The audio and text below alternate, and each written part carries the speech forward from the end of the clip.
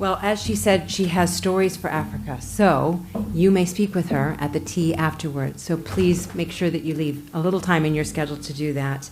One of the things that she shared with me earlier is that if she could wave a magic wand, which is my favorite question, if you could wave a magic wand, what would you change?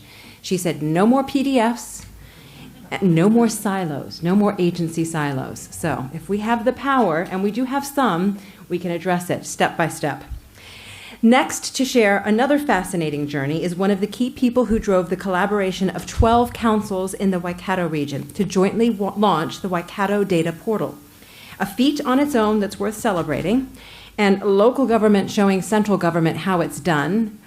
And for those of you not out there, that was a wink, because I will get in trouble for saying that. I will also get in trouble with Chris for saying that, because he was very quick to point out he does not want to take too much credit. This was a joint effort. He says he doesn't have all the answers, or even the right answers for everyone. But what he does say is that it pays to think differently, and even to do a little hacking when necessary. So I would like to please welcome Chris Mardon to the podium, and he'll share his journey in the region, the Waikato region. Thank you so much.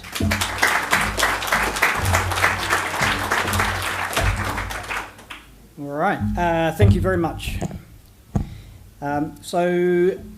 As Paula says, I'm Chris from Hamilton, and I'm going to talk about what we've done with open data in the Waikato, and more specifically in Hamilton around this kind of notion of being open by design.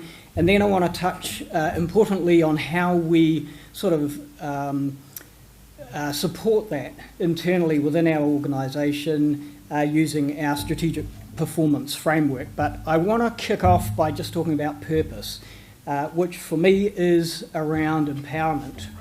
And hang on, I should have my slide up because you can look at that. So we want to feel empowered in our personal and professional lives. We want to feel like we have access to enough information to be able to make good decisions. And we want to feel like we have some level of equity or balance of power in the relationships that we have with each other and also with the organisations that we deal with. And we want this because it speaks directly to our sense of justice or our sense of fairness. The more information we have access to about the things that we're involved in, the easier it is for us to understand whether we think something is fair. And the more enabled we are to participate in processes to restore balance. And we're so sensitive to this kind of idea of justice that we've kind of baked it into our civil and political rights, and that's our right for democracy. That's our right to participate in the way our country is governed, and to hold those with the power to account for their policies and the decisions that they make. Now imagine if all of us in the roles and the positions that we hold consistently spent time thinking about how we empower others. And we let that kind of drive our thinking and drive our behaviours and our actions. And then imagine how over time the sum of those small actions and the power of those conversations might start to add real value to the lives of other people and maybe even empower our society. So that's the sort of line of thinking that really started to resonate with me. And the more that I thought about why we were doing open data, the more the things that we were actually doing either made sense or didn't make sense. And what I'm really talking about, of course, is purpose. So just like fairness, purpose is another one of those things that's kind of fundamental to being human.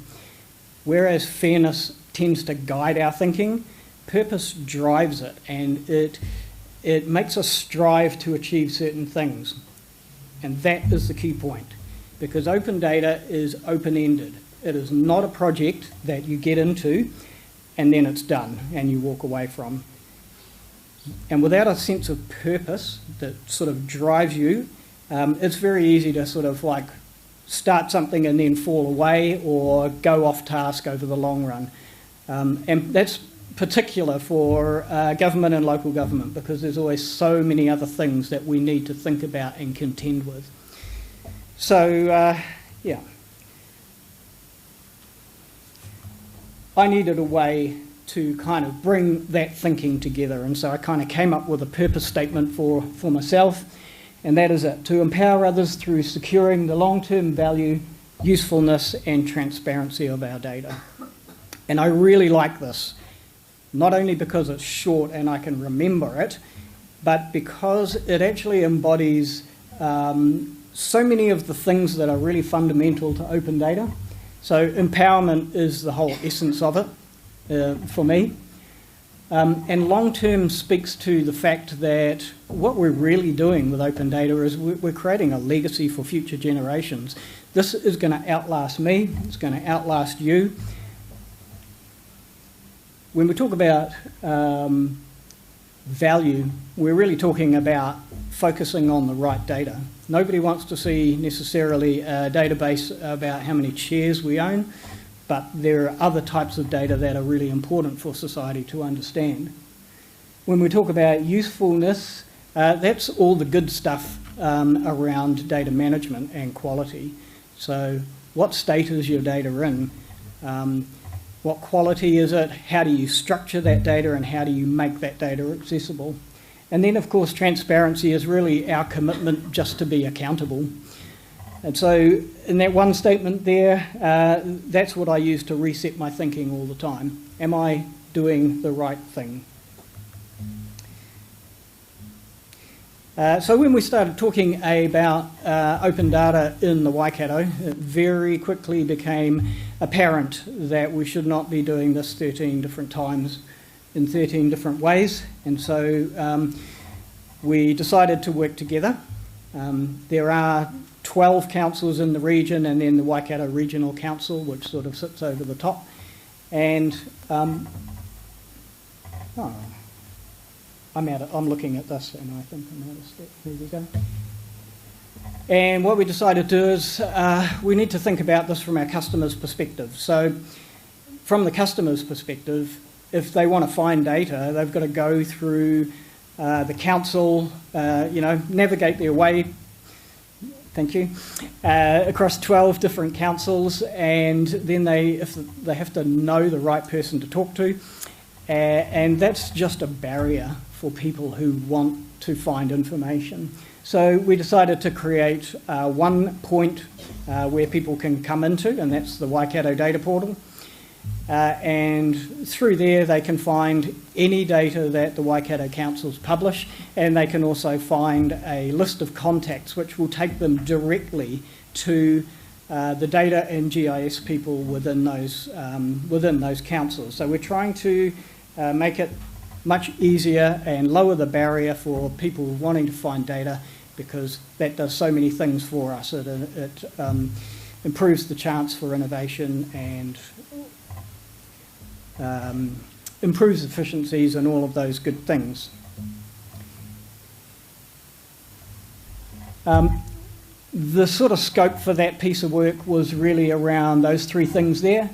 Technology, we wanted to basically land on a technology that was simple to implement and it was going to be cheap, because we didn't want dollars to be a barrier for any of the councils. We had to bring everybody on and it had to be something that we could all do. So we ended up choosing an ArcGIS online platform, and the Waikato LAS also bought a license as well, and they're the body that's published the portal. Now, each council, just through creating a group and sharing it with the LAS, basically makes their data open on the portal there. So it's a very simple kind of arrangement. We also set up a web page where all of our information could be, and that basically becomes our customer channel. Behind the scenes, we created agreements like a memorandum of understanding between the councils. So what does that mean if you're participating? We managed the licensing for the councils through that project, and we sort of established a bit of an operating model. So who's going to look after this thing? And we've appointed two roles basically, which are kind of part-time. One is sort of a technical role to help and assist people in councils to do their publishing, and the other is a coordination role to help just keep the momentum up and encourage people within our councils to keep publishing information. And then we produce some some resources, so guidelines and processes, training, and support. So that's kind of how we put that together. So I want to talk now in a little bit more detail around what we're doing in Hamilton, because the regional model was that we have the one portal, but each council owns its own process around getting data from its organisation to the portal.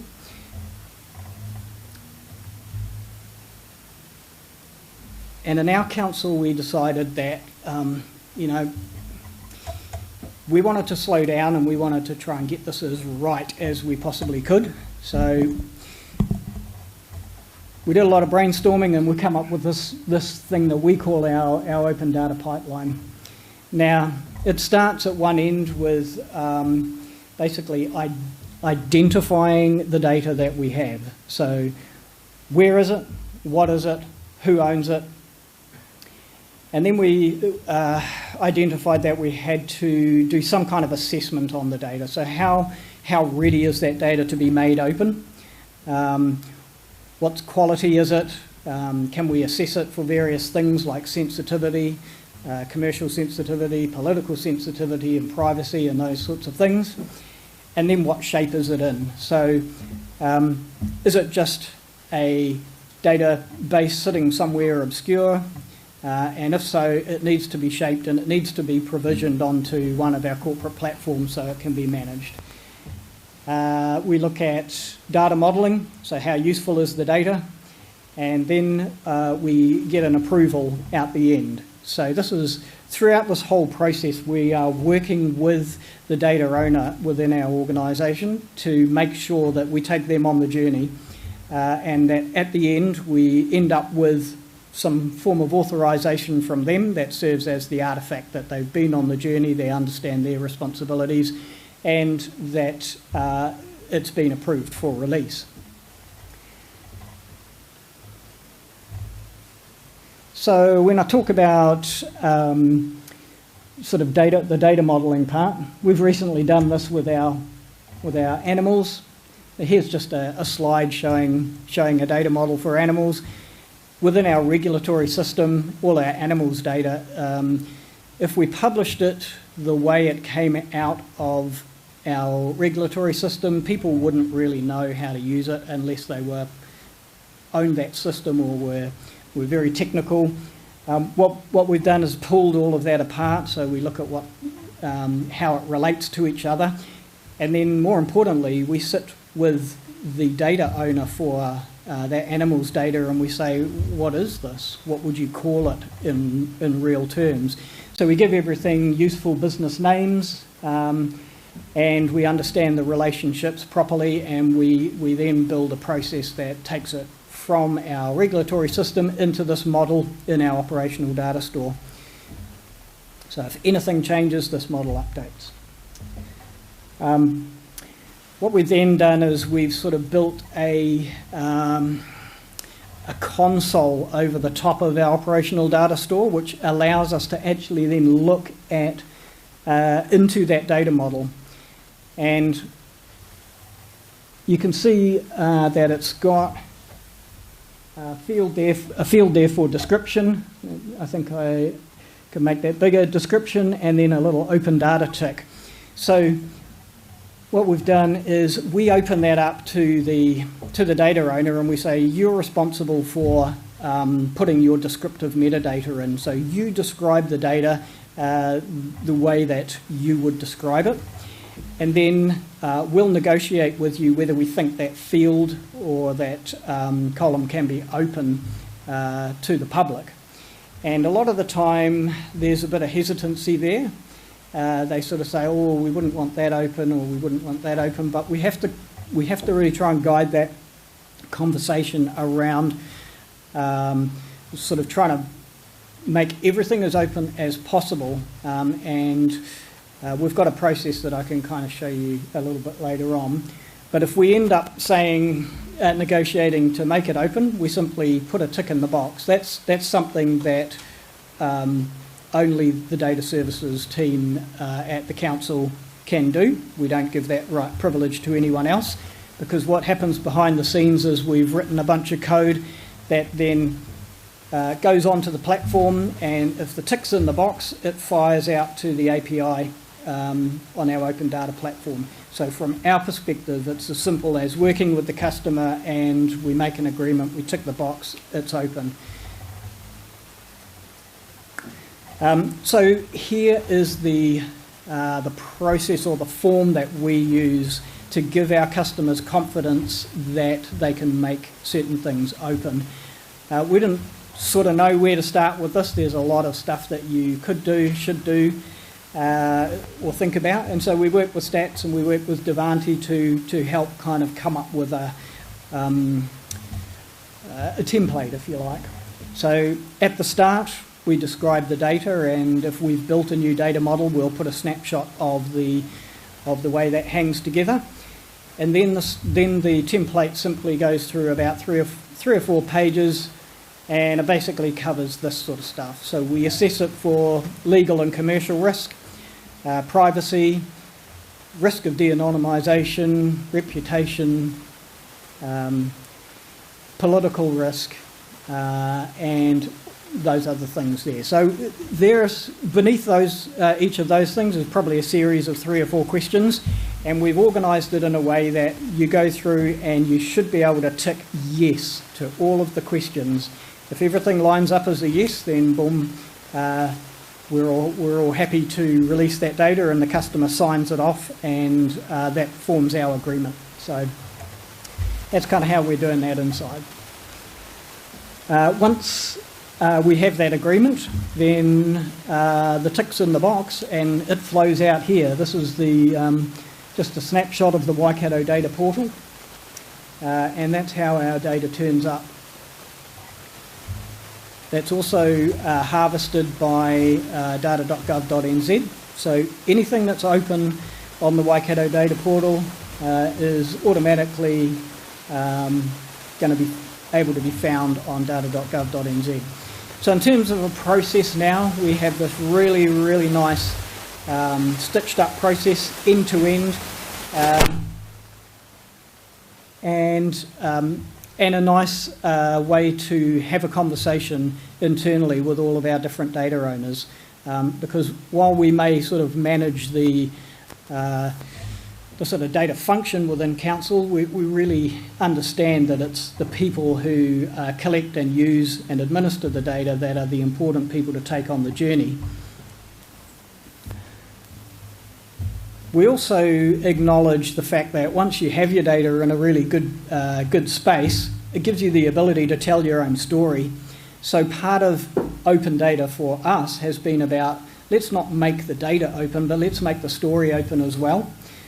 So we're giving people the ability to download all of that data and do whatever they want with it, but we also want to cater for people who might not be able to make the best use of that.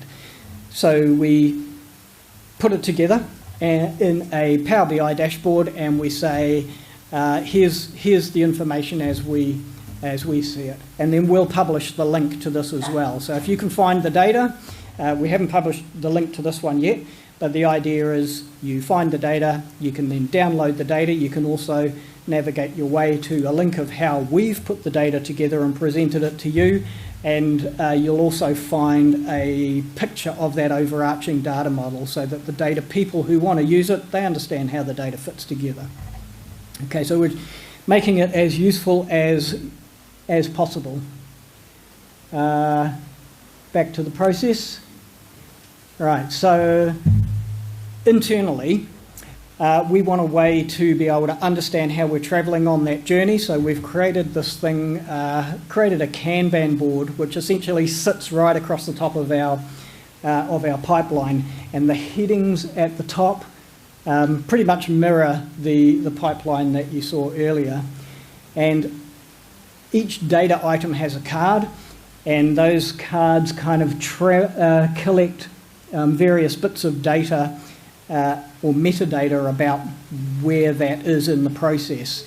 And as we move it along, we simply move the card in the Kanban board,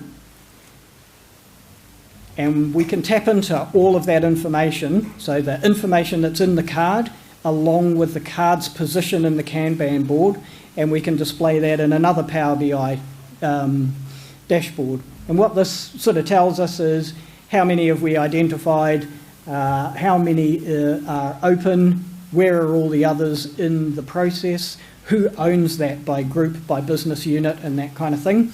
And we've done that predominantly so we can kind of create that bit of competition between business units and between groups, and to get a little bit of sway with our management around, hey, let's get these guys moving on open data in their part of the business. Okay, so running out of time, but I'm going to quickly whiz through Open by Strategy because I think it's really important, and I might just go into my question time to do this. But having some connection to your strategy or your performance framework is really super important, okay? Because you might have sat down and got a really good process in place, but goodwill only going to get you so far, right? So we actually needed to find a way to carve out time for doing open data amongst all the other things. So our strategic sort of framework is this, obviously. We have a vision, mission and purpose, and we have some strategies, and then we have a culture and behaviours. We all know this within our organisation, but more importantly what we have then is we have a set of strategic planning templates. Now these are kind of like a plan on a page, and what it does is it cascades down from the CEO right down to through groups and units and teams right down to individuals. And what these are is they hook directly back to our vision, mission, purpose and strategies or strategic imperatives for the organisation. And we get to put in 2 or 3 or 4 things that we think are strategically important for us to do to help our organisation achieve its strategy. Now, we're not talking about what's on our work plans or what's on our BAU or all this other stuff that comes at us, but these are the strategic things that are really going to move us forward. And so I've been able to leverage this framework for my evil deeds around open data.